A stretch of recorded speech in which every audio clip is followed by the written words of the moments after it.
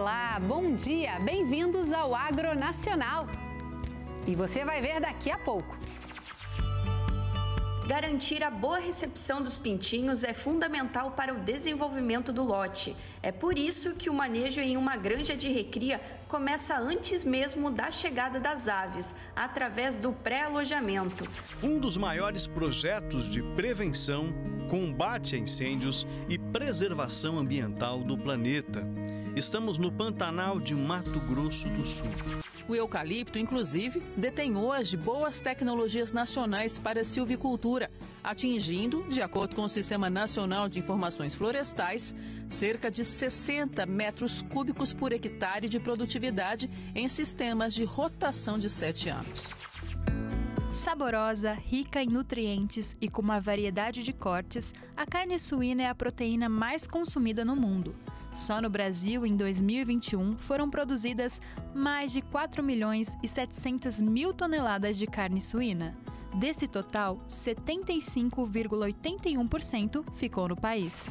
Assim, tem cavalo que não dá pista, mas um cavalo que na lida do campo, um cavalo que chega num buraco, que sabe sair de apuro, que sabe atravessa um brejo, um cavalo de coragem, um cavalo que você pode jogar em qualquer lugar, isso aí é o que eu dou valor, mais valor.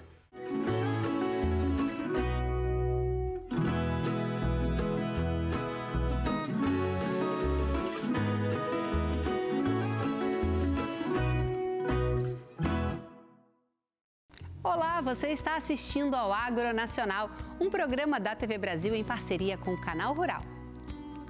Eu, Jaqueline Silva, convido você para me acompanhar nesta jornada pelo mundo agro, com boas histórias e muitas informações toda semana.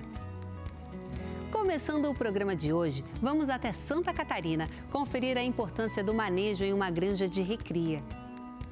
Você vai acompanhar os detalhes e os cuidados que os avicultores têm desde a fase de pré-alojamento das matrizes até o final do processo de produção.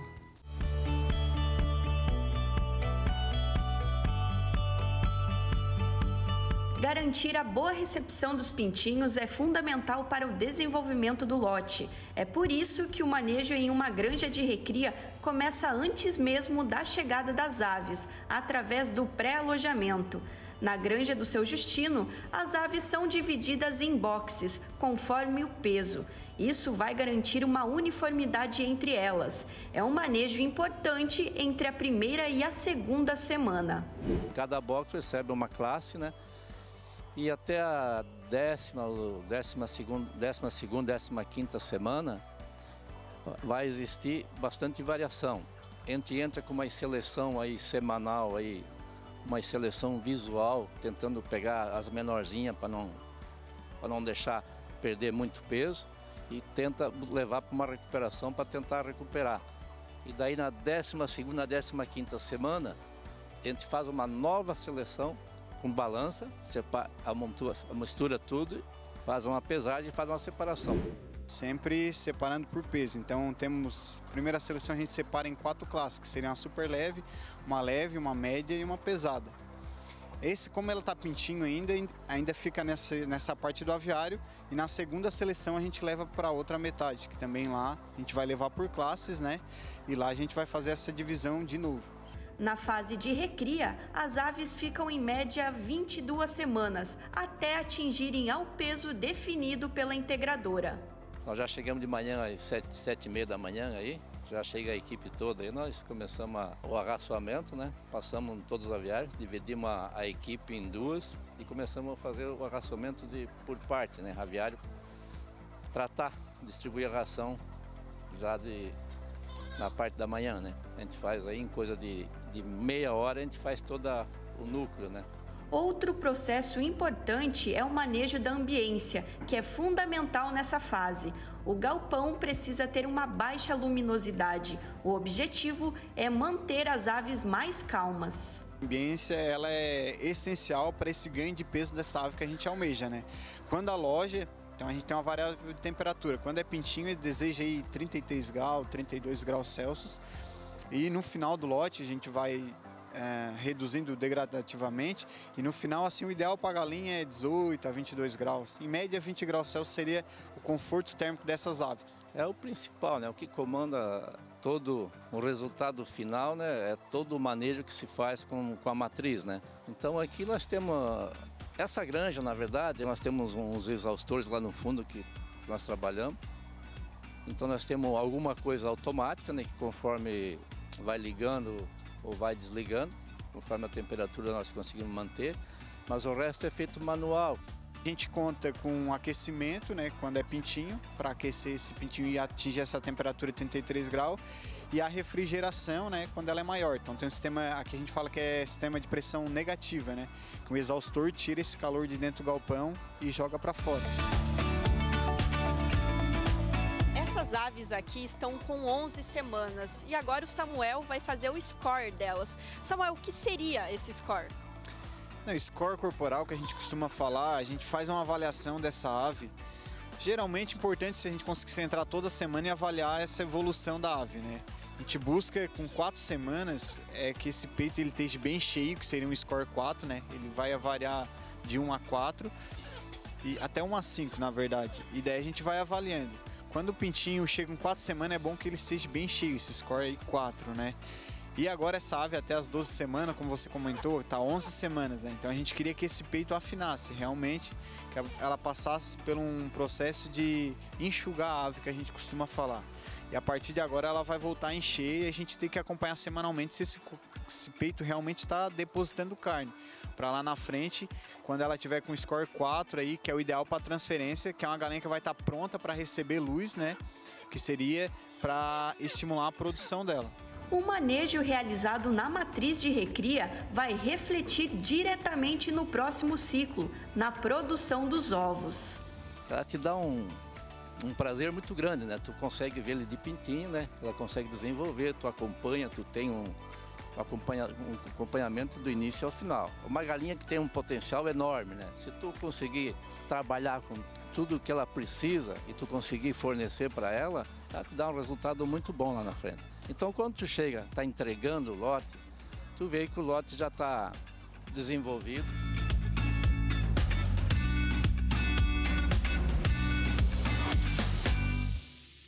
O seu Justino e o Samuel mostraram como é importante acompanhar de perto o desenvolvimento das aves em cada fase para garantir uma boa produção, né? E agora vamos ao Pantanal sul-mato-grossense conhecer um projeto que ajuda no controle de incêndios na produção agrícola.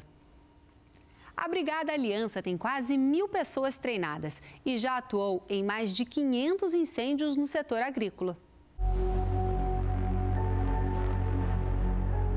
Se não tivesse esses 30 homens, tinha queimado essas casas.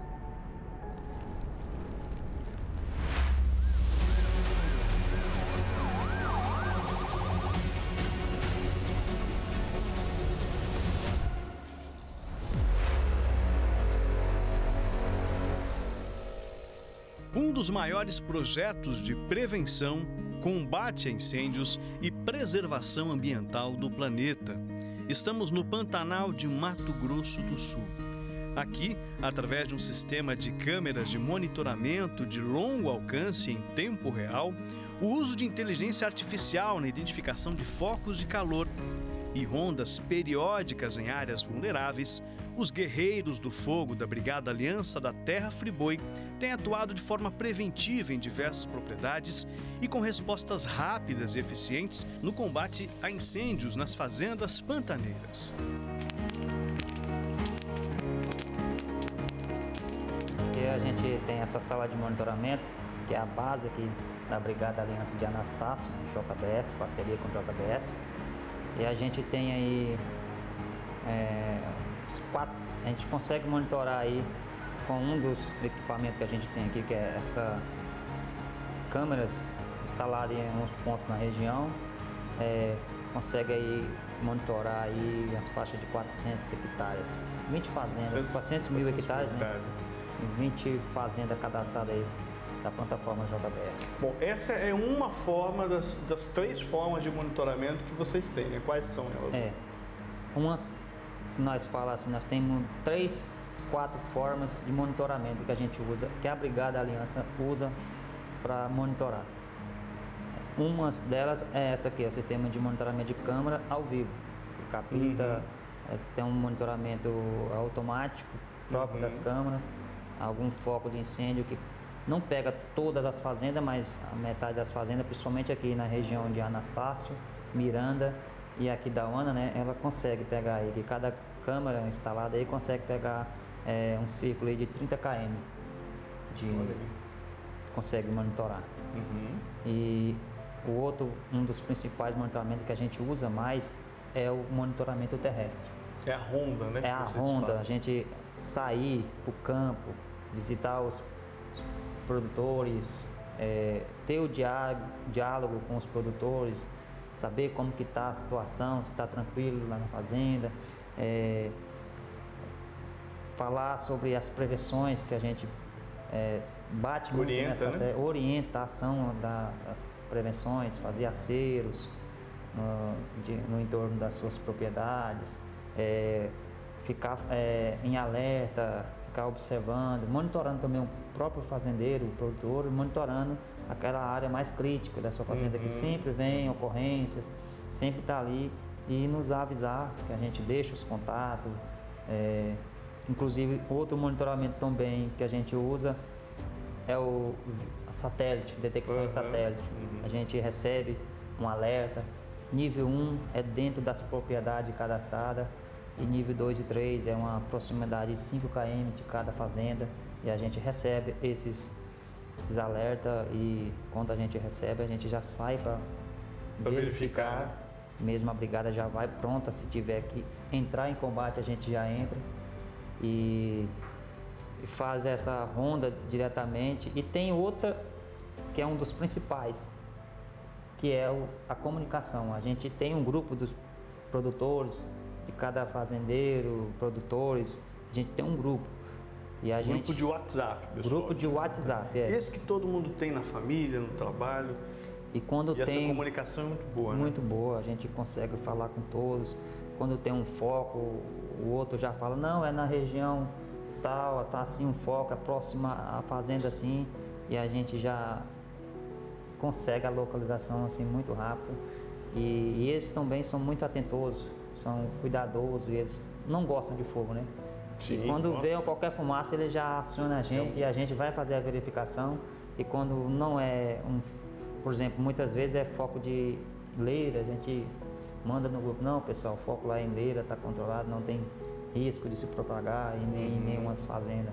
Eles já ficam muito felizes e tranquilos. O projeto da Brigada Aliança, parceria com a Friboi, ele veio de encontro a uma necessidade, eu acredito que tanto do país como da nossa região aqui, que ela sofreu bastante, vem sofrendo esses últimos anos aí, com queimadas, né? Às vezes por intenção, até por algum descuido, mas são incêndios, são prejuízos aí que atrapalham muito a nossa região, uma região da pecuária, e ela veio de encontro para dar essa ajuda, né, ao nosso pecuarista, ao nosso fornecedor aqui da região, que agradece e vem de encontro com a sua necessidade. Pantanal em chama, 8/8/21. Pantanal da Bilec, 8/8/2021. Fogo no Carandeiro, 11h30 da noite e continua. Esse fogo, essa mata queimando, é da fazenda Santa Rosa, município de Corumbá. Justamente no mês de agosto de 2021, esse fogo surgiu, se alastrou, queimando tudo pela frente, tanto ao longo do dia quanto noite adentro, e só foi contido graças ao trabalho incansável dos guerreiros da Brigada Aliança da Terra Friboi. Nesses anos que a gente já vem mexendo nessa região, os últimos 3 anos foram muito críticos. Acredito eu que com um déficit hídrico de 400 a 500 milímetros. Essa brigada, quando eles me ofereceram para ser uma das fazendas cadastradas pelo grupo JBS, que eles dariam apoio para essa brigada, eu, na verdade, no momento, achei até um sonho. Eu achei ótimo, foram lá e desde o ano passado, principalmente, ajudaram muito a gente, passaram muitos dias, desde treinamento, acompanhamento, e a gente tem as máquinas, tem trator puxando pipa, tudo, motobomba, mas a gente não tem muito A gente, na verdade, não tem treinamento, principalmente o pessoal, e eles nessa parte que entraram, que foi muito importante. Negócio muito legal por parte do JBS fornecer essa ajuda. Além da parceria, de vender os animais, a gente tem essa preocupação com eles, né, da propriedade, de estarem, né, de uma segurança, né, para poder trabalhar. Samuel Aguiar foi numa época dessa, mais ou menos de agosto, muito seco, que são os períodos mais críticos, né? Esse apoio que tem, tanto do Samuel como dos outros, com maquinário, com caminhão, com até mesmo os brigadistas deles que foram treinados, foi decisivo, né? Então, eu acredito que essa parceria ela veio para ficar. Essa parceria ela está somando tanto com nossa relação com o pecuarista e a preocupação que todos têm em comum.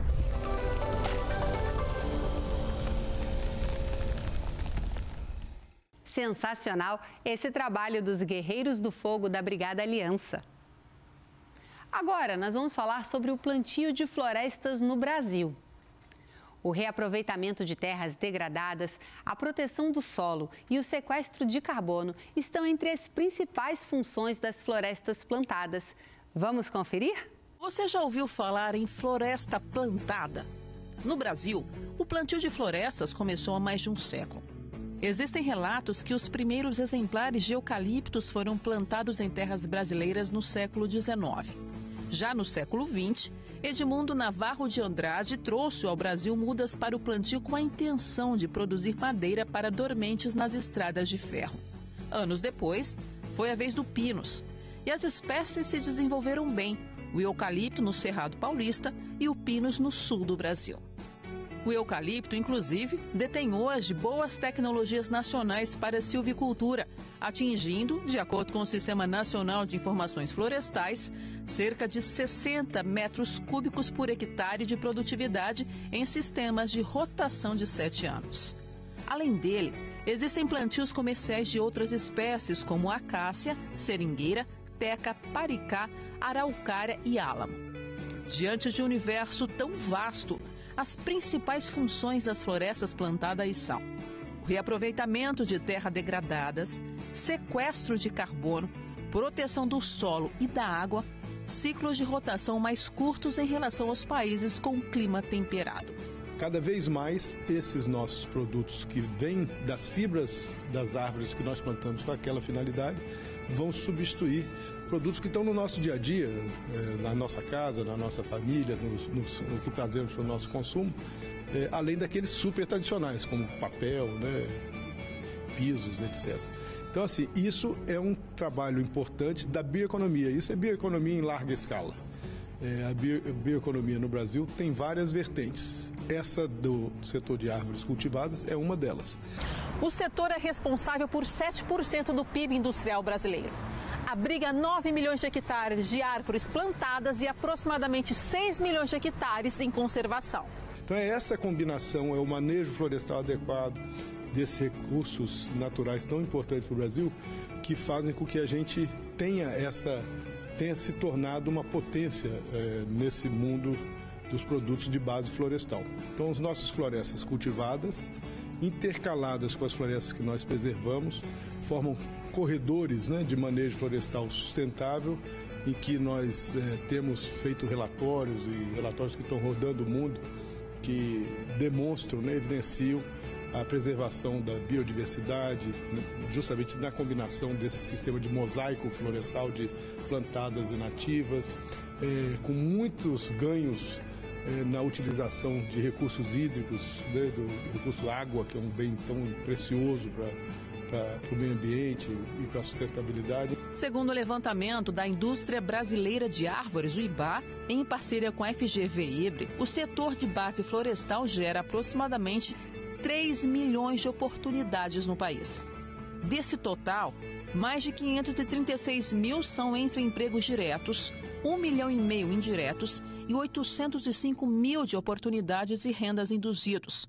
Para estes trabalhadores presentes nos mais de 1.000 municípios em que o setor atua, é gerada uma renda que soma mais de 122 bilhões de reais. É muito bom ver esse tipo de iniciativa que amplia as florestas plantadas e melhora a qualidade das terras, né? Não perca no próximo bloco. Cada espécie animal em cada fase de vida precisa de nutrientes diferentes. A alimentação precisa ser equilibrada. A análise bromatológica verifica a composição química, o valor calórico e as propriedades físicas do alimento. Nós vamos para um rápido intervalo. Mas fique com a gente porque o Agronacional volta já já.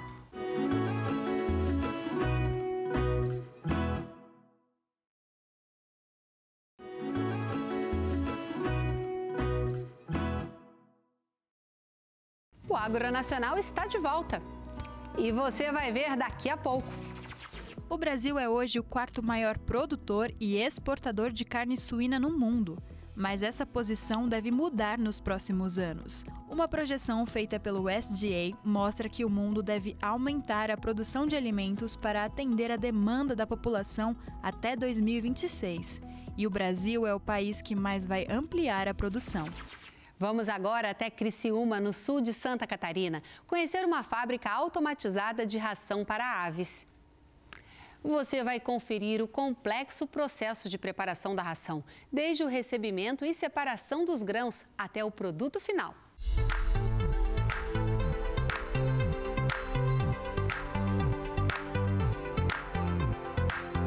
Quando o pintinho chega no aviário, os primeiros dias são extremamente importantes para o crescimento dele, não é mesmo? Aliada à ambiência, a ração vai ajudar no desenvolvimento. Por isso, nossa reportagem parou em Criciúma, localizada na região sul de Santa Catarina, para conhecer uma fábrica de ração toda automatizada. Os processos, desde a hora do caminhão chegar até a fábrica, como até o momento da ração ir para a integração, são muitos. E a primeira etapa é a coleta e classificação dos grãos. Assim que os caminhões chegam com a matéria-prima, como o milho e o farelo de soja, a qualidade dos produtos é analisada. Para a gente garantir que realmente a matéria-prima que vai entrar seja de qualidade, né? Então os meninos coletam, quarteiam, classificam essa amostra, a parte física, o caminhão é liberado, entra para descarga e vai para os silos de armazenagem. E posterior vai para a fábrica para uso na ração. Para a ração alcançar o valor nutricional desejado, a matéria-prima precisa ser de boa qualidade. A origem do insumo é definida pela integradora. Existe um método hoje que explica, né, o que é um milho bom, o que é um milho ruim e um cálculo para a gente considerar se essa matéria-prima pode ser considerada de qualidade ou não. Então, tudo que a gente faz, existe um método que vai ensinar no passo a passo para diferenciar o que é qualidade ou não para nós. Cada espécie animal em cada fase de vida precisa de nutrientes diferentes. A alimentação precisa ser equilibrada. A análise bromatológica verifica a composição química, o valor calórico e as propriedades físicas do alimento. Tanto a ração pronta quanto a matéria-prima são analisadas. Aquela matéria-prima mesmo que a gente viu no caminhão.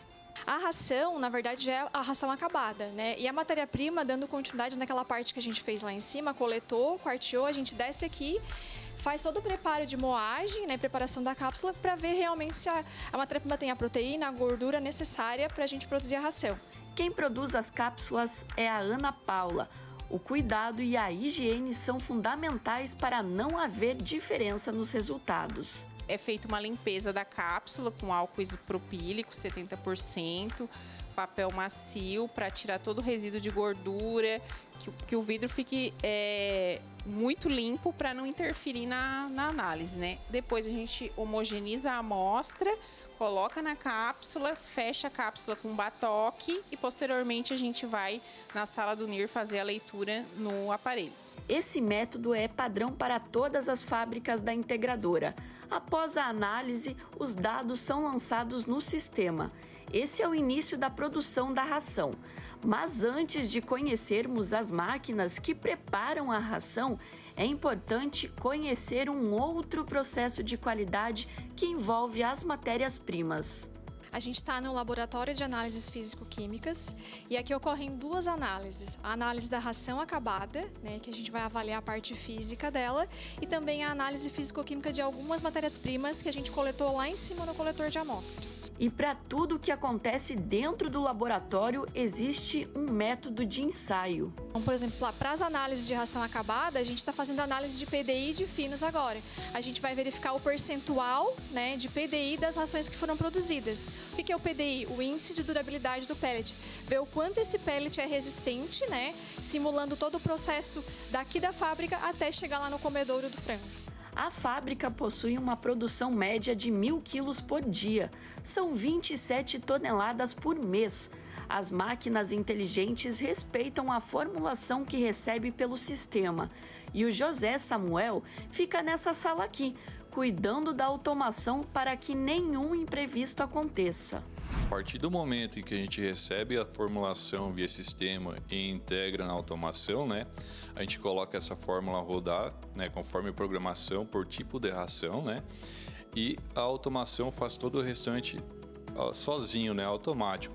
Ela faz a pré-moagem dos itens macros, né, que é o milho, o farelo de soja, depois a dosagem dos microingredientes, mistura todos esses itens, faz a injeção de líquidos, né, que alguns ingredientes que a gente usa na fábrica são líquidos, e depois vai para uma outra etapa que é pelletização, né, e a expansão dessa ração para depois ela ser resfriada e tá pronta para estar indo para o aviário. Nos diferentes tipos de rações, há também tamanhos adequados para as fases de vida de cada ave. É importante para que o animal consiga absorver todos os nutrientes necessários para seu desenvolvimento. Hoje nós produzimos aqui ração de corte, 5 tipos, né?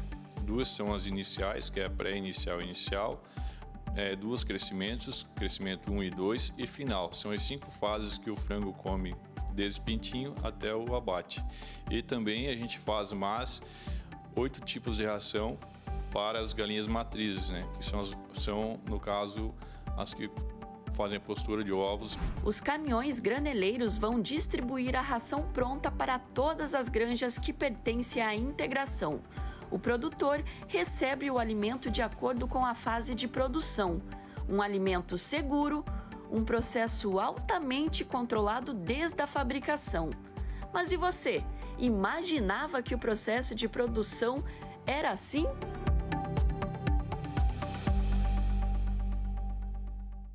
É impressionante como a produção de ração tem que passar por tantos processos e tantas análises até chegar às aves. O Brasil é o 4º maior produtor de carne suína do mundo. Só em 2021, o país produziu quase 5 milhões de toneladas de carne de porco.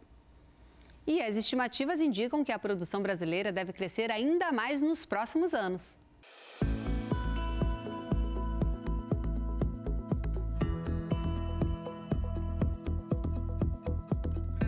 Saborosa, rica em nutrientes e com uma variedade de cortes, a carne suína é a proteína mais consumida no mundo.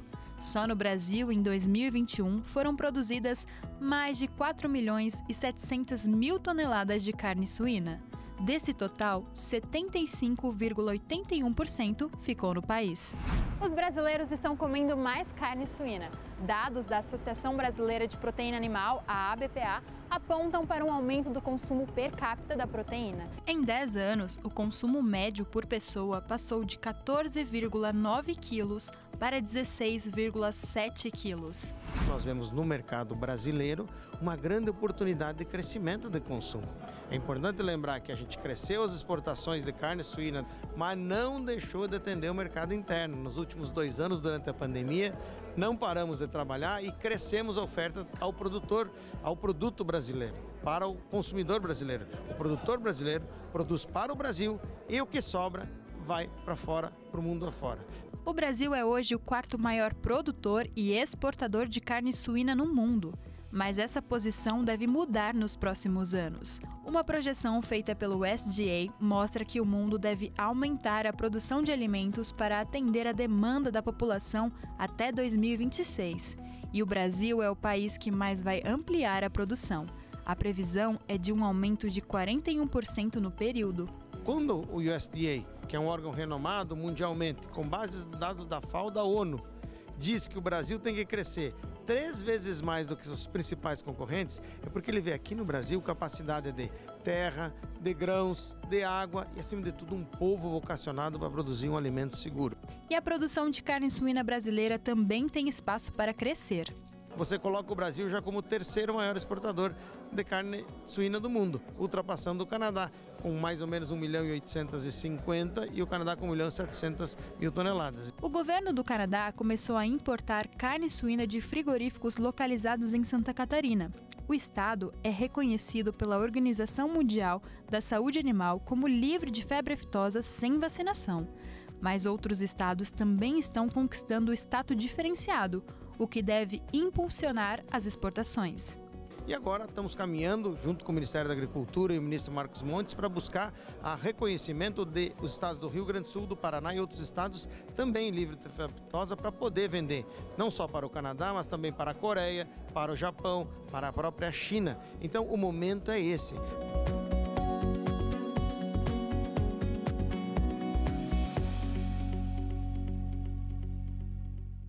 E além do crescimento na exportação, o preço atrativo da carne de porco contribuiu muito para o aumento do consumo interno este ano.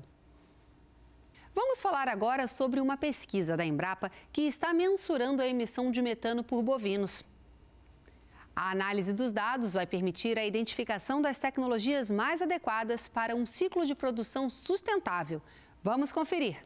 Tubos de PVC instalados em uma canga, anexados a um cabresto, colocado logo atrás da cabeça dos bois. O objetivo? Medir a emissão de metano pelo animal. Cada animal fica com equipamento por 5 dias.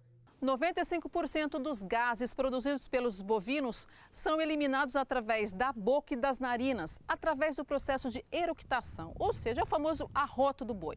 Nessa pesquisa, depois que os animais retiram os tubos, o material é trazido para cá, onde vai passar por análise. Os principais benefícios dessa pesquisa são identificar as tecnologias mais adequadas para os ciclos de produção. Então, você pode, de forma muito abrangente, muito geral, ter 2 conjuntos de tecnologias para interferir na emissão de metano. A primeira tecnologia é uma tecnologia de nutrição, onde você afeta diretamente a fermentação dentro do rumen. Então, você pode usar dietas diferentes, algumas rações, grãos, aditivos, suplementos que interferem no tipo de fermentação. E um outro conjunto de tecnologias que busca a eficiência de produção. Então são as tecnologias de reprodução, de sanidade, de bem-estar, de nutrição. E tudo isso junto contribui para a eficiência do sistema. E ao alcançar eficiência, você também alcança a sustentabilidade. A invenção faz parte de uma linha de pesquisa da Embrapa que quer traçar um perfil do gado brasileiro. A gente pode dizer que um boi brasileiro, num sistema de produção como esse, ele não emite nem mais nem menos que um boi europeu ou que um boi americano. Tudo depende do tipo de dieta que ele está submetido e o quanto ele está comendo. Então a qualidade do alimento e a quantidade de alimento ingerida são os 2 principais fatores que interferem na emissão de metano. O metano é emitido durante a fermentação entérica, processo que ocorre no sistema digestivo dos bovinos. Assim como o gás carbônico e o óxido nitroso, o metano é responsável pelo efeito estufa, que gera o aquecimento global.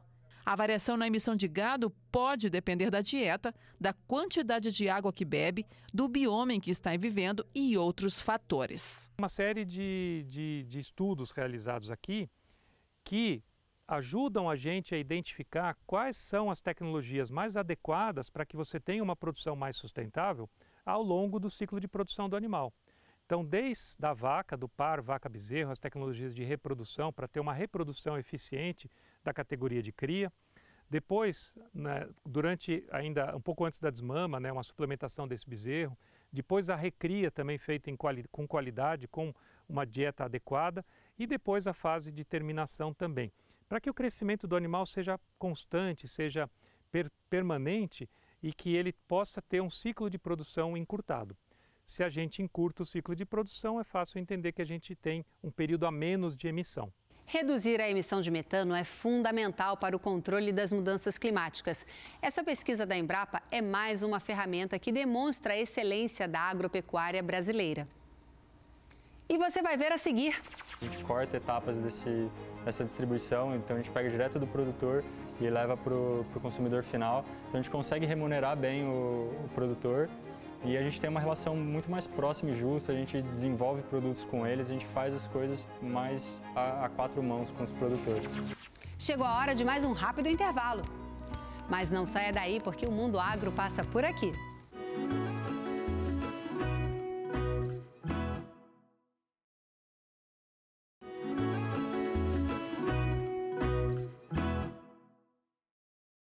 Voltamos com o Agro Nacional aqui na TV Brasil e também no Canal Rural. E ainda hoje você vai ver. Os imigrantes não encontraram ouro aqui em Cruzília. Então, eles viram que era uma região propícia para a produção agrícola, pecuária e desenvolveram essa atividade.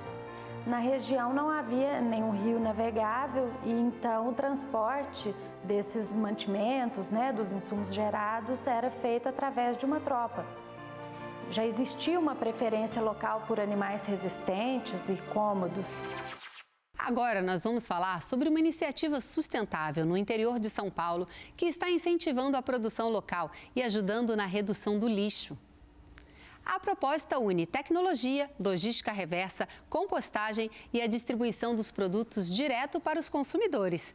Vamos conferir. Sustentabilidade que atende por demanda. Quem passa pela rua Expedicionário 1226, em São Simão, região de Ribeirão Preto, pode conferir a iniciativa de perto. O Igor é um dos cofundadores e conta que tudo começou com a intenção de reduzir o desperdício de alimentos. Bom, a Local começou aqui em São Simão em agosto de 2020. A gente começou um piloto aqui. E a Local é uma marca de produtos sustentáveis e locais. Então, todos os nossos produtos são feitos por produtores aqui da cidade, da região. A gente embala todos eles em embalagens sustentáveis, são retornáveis ou biodegradáveis. E a gente faz todo o serviço de entrega e de logística para garantir que esses produtos, os produtores locais, cheguem na casa dos clientes, tendo o menor desperdício possível e gerando lixo zero em toda a nossa operação. No site da empresa estão cadastrados 450 itens produzidos por 36 pequenos produtores rurais. O seu Antônio faz parte do time. Ele tem quase 5 hectares de terras onde cultiva hortaliças, banana e mandioca. Ele que nos visitou aqui um dia. Ele veio nos visitar, aí conversamos e começamos a negociar. É muito interessante. Muito interessante que a gente não precisa sair daqui para venda. A gente produz, ele busca a mercadoria aqui e passa para o final. A gente vê muito produtor pequeno hoje, principalmente produtores familiares, que não tem acesso ao varejo, ao mercado. Ele não consegue colocar o produto dele em grandes redes. E para ele é sempre um desafio vender, além das incertezas todas de produzir. Então a gente consegue ajudar eles nisso. A gente também tem um relacionamento muito mais próximo, a gente desintermedia muito a cadeia, A gente corta etapas dessa distribuição, então a gente pega direto do produtor e leva para o consumidor final. Então a gente consegue remunerar bem o produtor e a gente tem uma relação muito mais próxima e justa, a gente desenvolve produtos com eles, a gente faz as coisas mais a quatro mãos com os produtores. Funciona assim. Os clientes pedem por um aplicativo. A empresa é notificada. Em seguida, avisa aos produtores rurais que colhem o que foi pedido e organiza os pedidos no barracão. Dali, logo a encomenda sai para a casa do cliente. Pela opção que eles nos deram de embalagens retornáveis, para a gente gerar menos lixo, com essa pegada ambiental, para ver se a gente consegue reciclar algumas coisas. O preço deles é muito acessível, dá para todo mundo consumir, com qualidade boa também. A qualidade, aliás, excelente, os legumes, verduras, tudo muito fresquinho. Dá para você pedir diário. No meu caso, eu compro semanal, mas quem gosta de manter tudo muito mais fresquinho, diariamente eles conseguem entregar para a gente com preço acessível, qualidade boa, tudo de melhor. O momento da entrega também é o da recolha das sobras de alimentos do pedido anterior, que são levadas para a compostagem e vão ser utilizadas como adubo.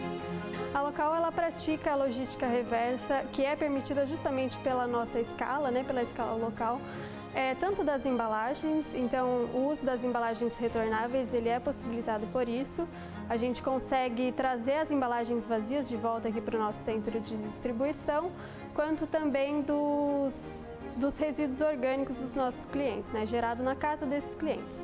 Então, todo tipo de resto de alimentos que eles têm na casa, eles colocam no nosso tamborzinho de compostagem e a gente traz aqui para o nosso centro e faz a compostagem aqui no nosso barracão.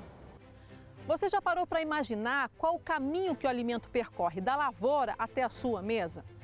Nesse trajeto que é longo, muitas perdas acontecem, seja no transporte, no armazenamento e até na própria lavoura. Segundo o relatório da Organização das Nações Unidas, a ONU, mais de 930 milhões de toneladas vão para o lixo. Esse dado foi feito só em 2019. É muito alimento desperdiçado. Isso sugere que 17% da produção total de alimentos foram para o lixo.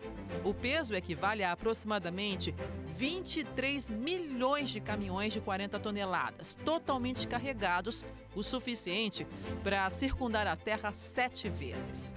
Desperdício que passa longe de São Simão. Esse ano, a empresa foi indicada a um prêmio internacional equivalente ao Oscar da Sustentabilidade. É para a gente um prazer muito grande estar concorrendo a esse prêmio, que é o maior prêmio internacional de sustentabilidade de todo o mundo. É um prêmio criado pela Fundação do Príncipe William, da Inglaterra. Nós estamos concorrendo na categoria Construir um Mundo Sem Desperdício, que eu acho que é o principal pilar da local. Vale a pena, então, ser sustentável? Vocês como empreendedores? Com certeza, essa é a nossa maior motivação para levantar todos os dias e fazer a local acontecer. Que essa iniciativa possa se expandir por todos os cantos do país. E parabéns aos empreendedores pela indicação ao Prêmio de Sustentabilidade criado pelo Príncipe William. Vamos até a Fazenda Favacho conversar com quem tem uma longa trajetória na criação do cavalo manga larga marchador.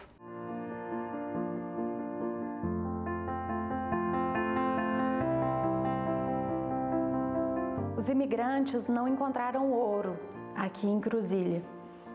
Então, eles viram que era uma região propícia para a produção agrícola, pecuária e desenvolveram essa atividade. Na região não havia nenhum rio navegável e então o transporte desses mantimentos, dos insumos gerados, era feito através de uma tropa. Já existia uma preferência local por animais resistentes e cômodos.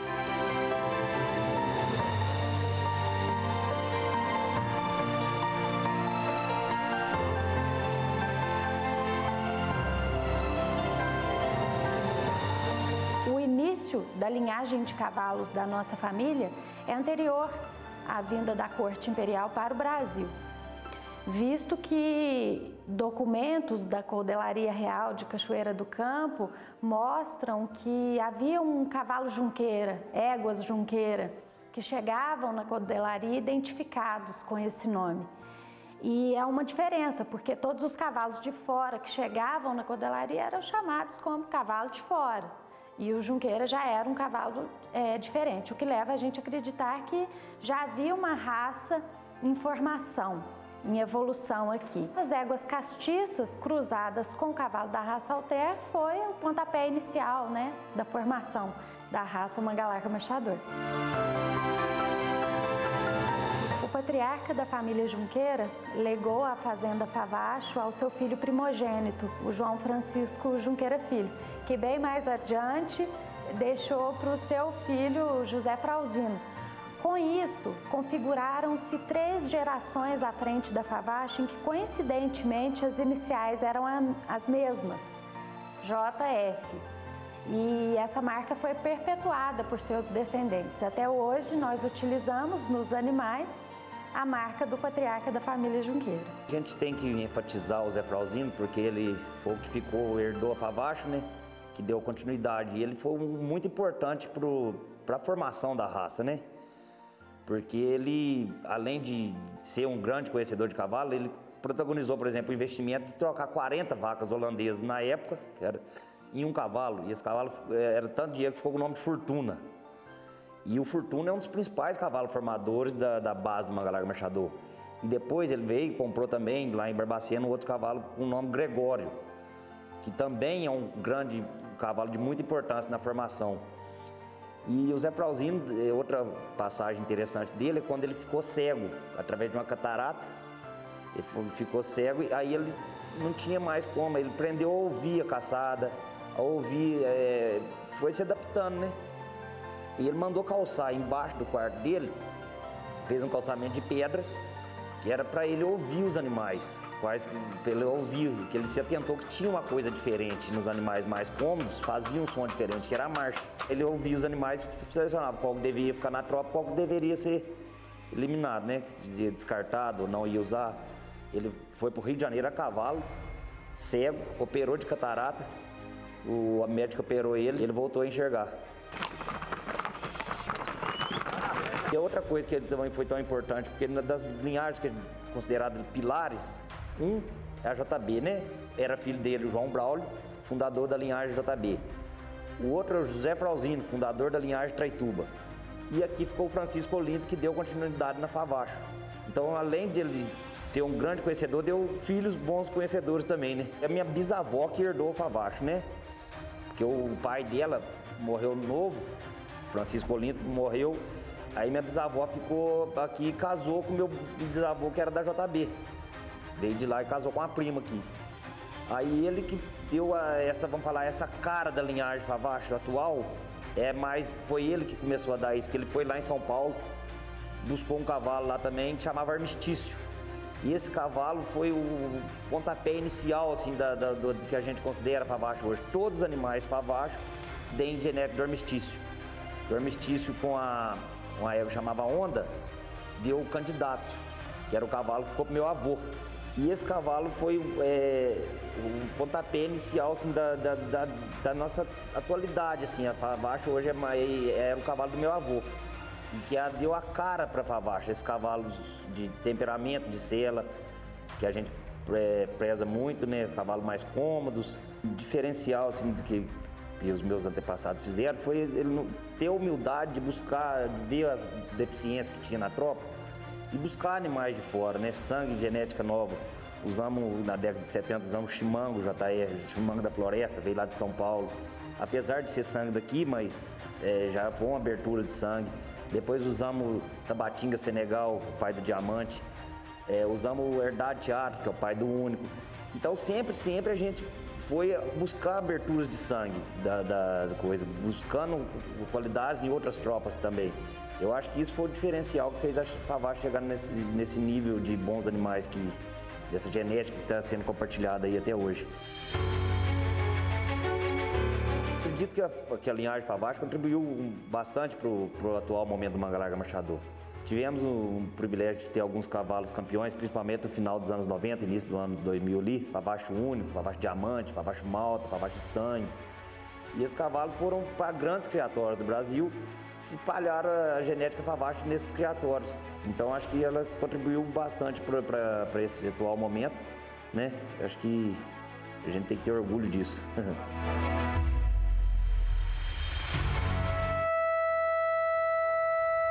Família cavalo, cachorro, né? Anda junto. E nós estamos até hoje aí firme no batidão, preservando essa raça maravilhosa que temos. O cavalo nosso é muito versátil, né? Então a gente seleciona para isso. Os melhores são os que vão para os manejos mesmo. O cavalo, a gente sai cedo aí, 7, 8 horas, volta, desarreia 10, 11 horas da noite. É um dia inteiro, é uma terapia. A gente tem manejo aí, que vamos falar aqui estamos aqui na Favacho. A gente monta cavalo aqui e vai andar 2 horas de marcha para começar o manejo. Vai passar o dia, né, praticando esse esporte e tem dia que volta com 4, 5 horas de marcha para voltar ao local de saída, né? Então você imagina se não tem um cavalo dinâmico, bom de andar, resistente, como é que aguenta isso? A gente está seguindo uma linha assim que a gente acredita, sempre visando em ter o Favacho na veia, como diz o outro. E eu viso assim, que a gente tem que ser realista. A gente não vai criar só cavalo para pista, a gente vai criar cavalo Assim, tem cavalo que não dá pista, mas um cavalo que na lida do campo, um cavalo que chega num buraco, que sabe sair de apuro, que sabe atravessa um brejo, um cavalo de coragem, um cavalo que você pode jogar em qualquer lugar, isso aí é o que eu dou valor, mais valor. Porque como eu mexo com domo, então eu pego cavalo de tudo enquanto é tipo, né? E a história continua aqui para nós, na região nossa, para selecionar mesmo, né? Tanto o cachorro, principalmente o cavalo. O cavalo a vida inteira teve muita marcha. A gente não pode esquecer da marcha não, que nem eu tô falando, tem que ser um cavalo para tudo, mas a marcha é a principal coisa que tem que pôr no cavalo, é a marcha. Que eu acho que pro futuro nós temos que focar mais nos cavalos mais genuínos, manchador mesmo. E a gente está conseguindo aí um trabalho evoluindo, tentando evoluir cada vez mais, usando os cavalos mais modernos, vamos falar assim, para poder também a gente não ficar para trás, né? A gente tem que acompanhar essa evolução do marchador. A gente não adianta querer ficar preso só no passado, viver de história. Então a gente tem que tentar acompanhar o pessoal, tá acompanhando as pistas, acompanhando tudo também. Um ano que você perde, aí você ficou uma geração de cavalo que erra, aí você já ficou para trás, né? O pessoal tá andando muito depressa, né?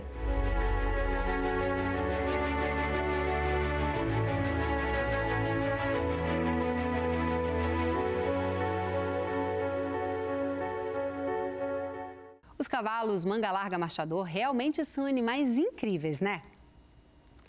Esse foi o Agro Nacional, uma parceria da TV Brasil com o Canal Rural. Mas na semana que vem estaremos aqui de novo te esperando com mais notícias sobre o universo do mundo agro. Você também pode assistir ao nosso programa no TV Brasil Play e nos seguir nas redes sociais da TV Brasil. Obrigada pela sua companhia, um excelente dia e até a semana que vem.